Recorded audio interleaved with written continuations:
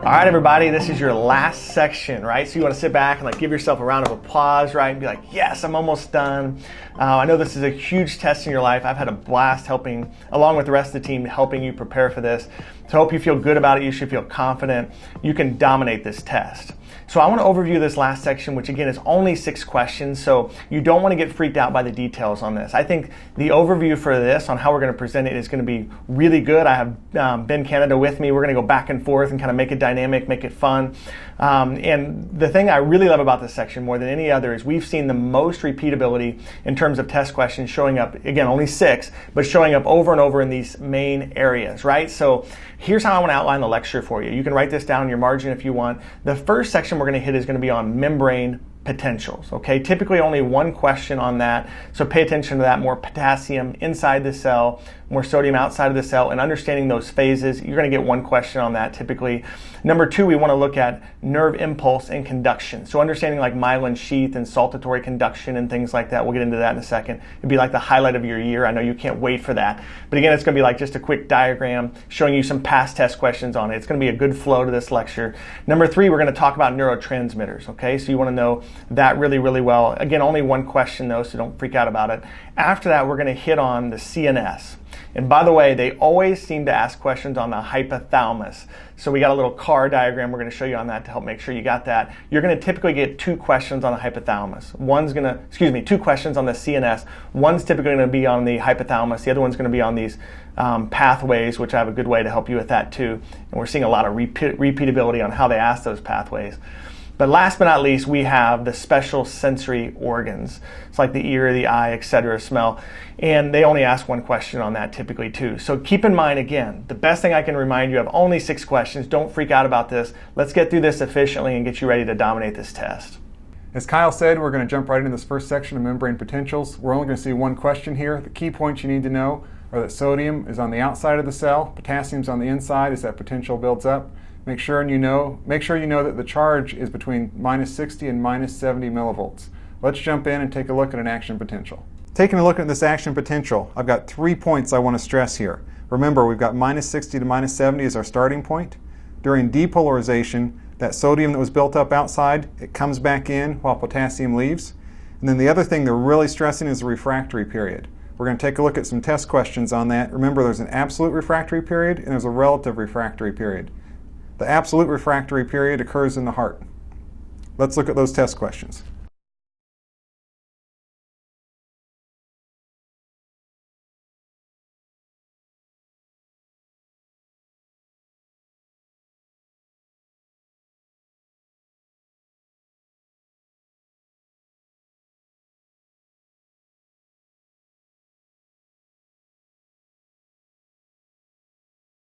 The second section I want to jump right into here is nerve conduction. Let's look at this diagram and I'm going to point out a couple things. Remember guys, we've only got 1 question here. As an impulse travels down a nerve, if the nerve is myelinated, it undergoes saltatory conduction. Remember those nodes of Ranvier? That saves time and it consumes less energy as it does that. In the second category, if your question isn't on myelin and the nodes of Ranvier, it's likely on what happens at the synapse. So let's take a look at this diagram. As an action potential reaches the axon terminal, those same sodium channels open. This triggers the release of neurotransmitters. These neurotransmitters go out and have their effect. They can either be excitatory or inhibitory. Kyle's going to come in now and talk about some of these and the effects they have on the rest of the body. All right, guys, now we're going to talk about the third category, which is neurotransmitters. All right, I want to first of all point out, remember that GABA and glycine are going to be inhibitory.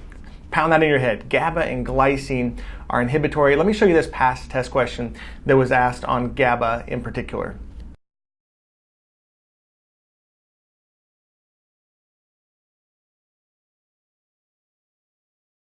All right, guys, now we're going to talk about sympathetic and parasympathetic. Again, 1 question at most. Don't freak out about this. What you want to pay attention to is kind of what we covered in gross anatomy. I'm going to review some of the key points for you now. It's all on this page for the most part.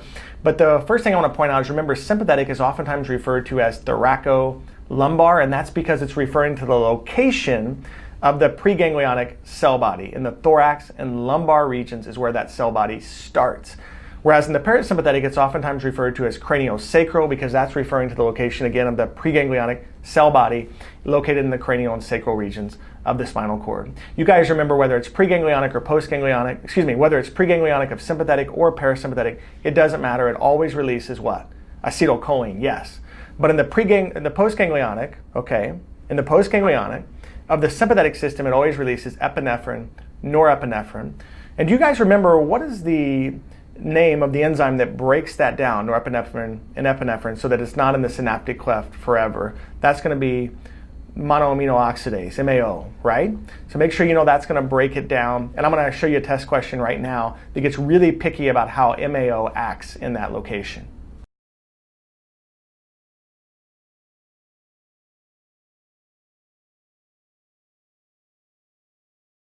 Picky, I know, right, guys? But be all over that if they ask you on the test. Again, only one question here, but if they ask it, you'll be ready for that. Remember, in the parasympathetic system, it's going to release acetylcholine in the postganglionic neuron, okay? And that's going to act on nicotinic and muscarinic receptors.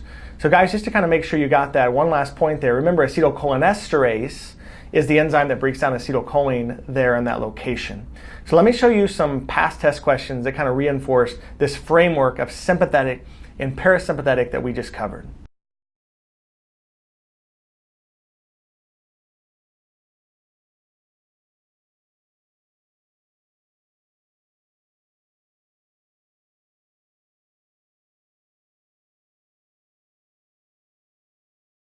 Okay guys, now we're going to get into the CNS. As a reminder, CNS is around 2 questions total, 11 pages here in the chapter devoted to this. Do not read every sentence and comb through it really carefully. We have a good understanding of where these 2 questions are coming from. Almost always it's on one of the lobes of the brain, looking at the cerebellum or the hypothalamus. So those 3 topics are really where I'd spend the majority of your time here.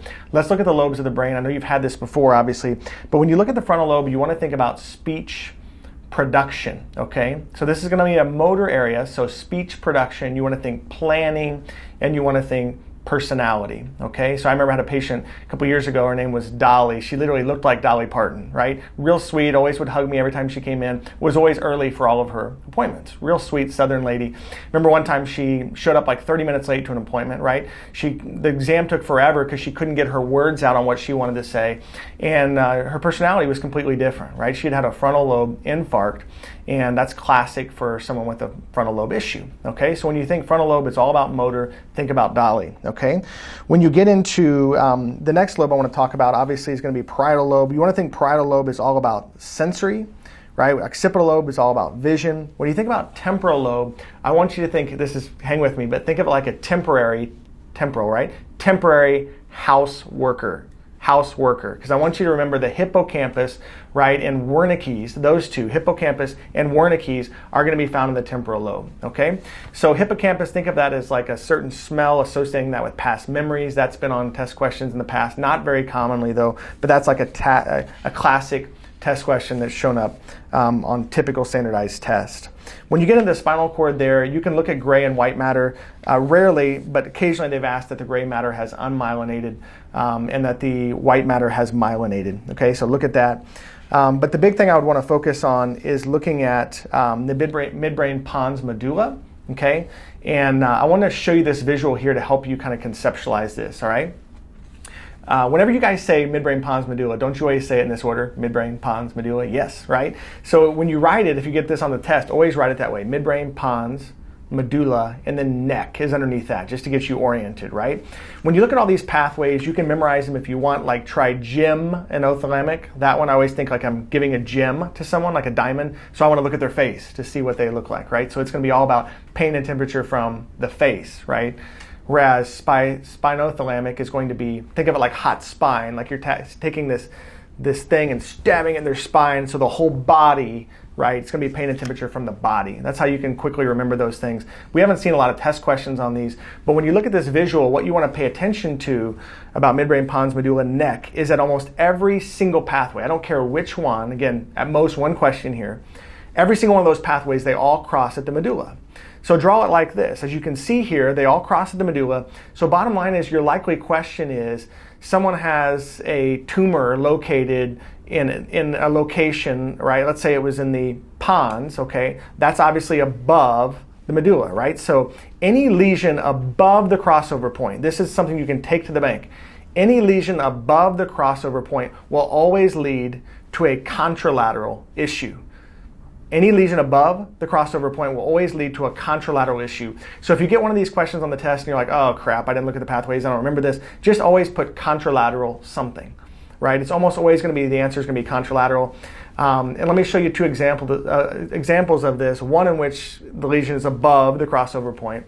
And you can guess if the lesion is below the crossover point, it's obviously going to be an ipsilateral issue, okay? That's how you need to sort through all of these pathways. It's really, really easy. But let me show you one straightforward way this can be asked, and another way which is a little bit tricky.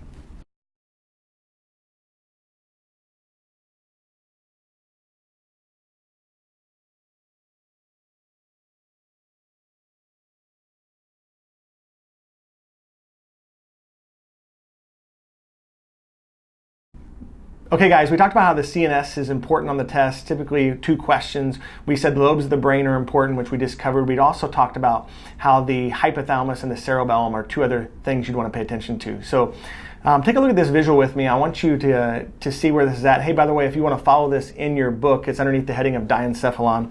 But draw a car like this, okay? And as you draw this, you want to think of the 3 major functions of the hypothalamus. Number 1, the gas tank. You want to think it's all about moderating hunger, okay, fuel. When you think about temperature, think about the radiator at the front of the car to cool the car, okay? So that's all about temperature. And imagine this car has a sweet sunroof right here, okay? So this sunroof is all about, think of it as sleep, right? You're sleeping, you're looking through the sunroof, looking up at the stars, and you want to picture that as all about the circadian rhythm. If you hear that on boards, that's their fancy way of asking about sleep. They're asking about the function of the hypothalamus. Those are key things I'd pay attention to. Now let's take a look at some past test questions to see how this has been hit.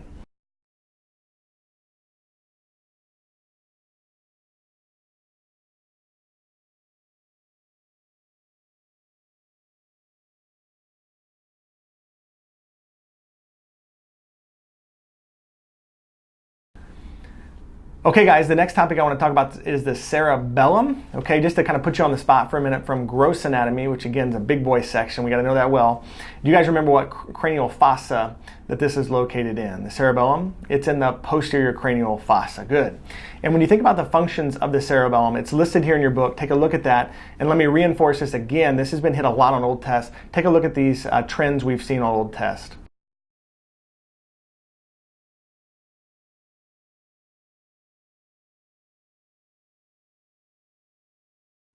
Okay guys, last but not least is a special sensory organs. We said typically 1 question on this, and there's a kind of a lot of variety, a lot of material here that's not, I'm sure, super fresh to you. You don't think about the eye all that much, the ear all that much. This is not stuff I would spend a lot of time on. It can trap you and waste a lot of your time. What we've seen a lot on old tests is that the ear seems to be mentioned a lot in neuroscience from a perspective of adaptation.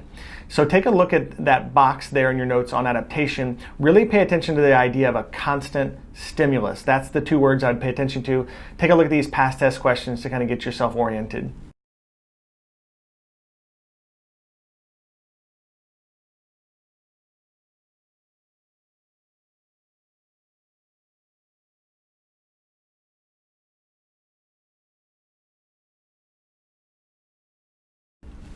Okay guys, that's the nuts and bolts of the chapter.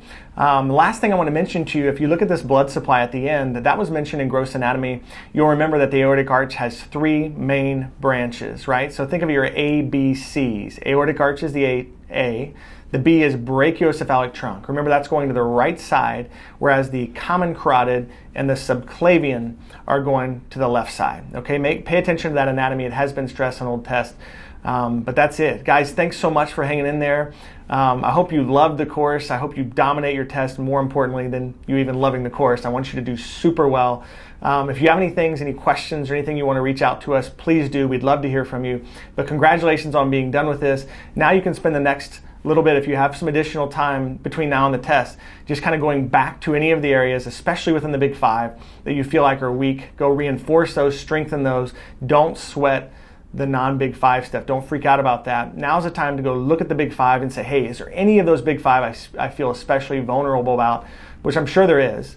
and go attack that first and get comfortable with that. But one of the biggest secrets I can tell you about standardized testing is, remember, when it comes test day, no one walks into there feeling like, I know everything, right? You're always going to feel this sense of like, oh my gosh, I have this pressure. I'm always going to feel this sense of like, this vulnerability. That's just real. All of us who have gone through this before have experienced it. Don't sweat it at all. It's really typical. Remember when I say this, I have students tell me this all the time. Kyle, the number one thing you told me in your board review that helped me was what I'm getting ready to tell you, which is that it's completely normal to be on the test and to have 3 or 4 questions in a row that sometimes you don't know the answer to. And when that happens to you, and if you're like, that's not going to happen to me, and if it doesn't, and you walk out of the test feeling like, I did really well, you probably just freaking dominated the thing. But if you're taking it and you're feeling like, wow, man, I don't know this one, I don't know this one, it's easy to let that kind of unravel and let you emotionally get really, really nervous and start to let it make you feel psychologically incompetent. Don't let it go there. Just understand this is kind of a rite of passage. Everyone who's gone before you feels that way. It's typical. So when that happens to you during the test, you say, Kyle told me this was going to happen. It's okay. All of us have experienced it. So again, I hope you don't have to go through that during the test, but most people do, and expect it and just keep moving on. Got to be like a relief pitcher at the end of the game. You give up a home run, you got to move on to the next hitter. Just think of it that way during the test. You can miss a lot of questions and still be successful. Most standardized examinations, you need to get 70% of the questions right. So you can miss questions and still be fine. So hang in there, go finish up the course, be ready to dominate this test, and thank you so much for allowing B&B Dental to be a part of your preparation.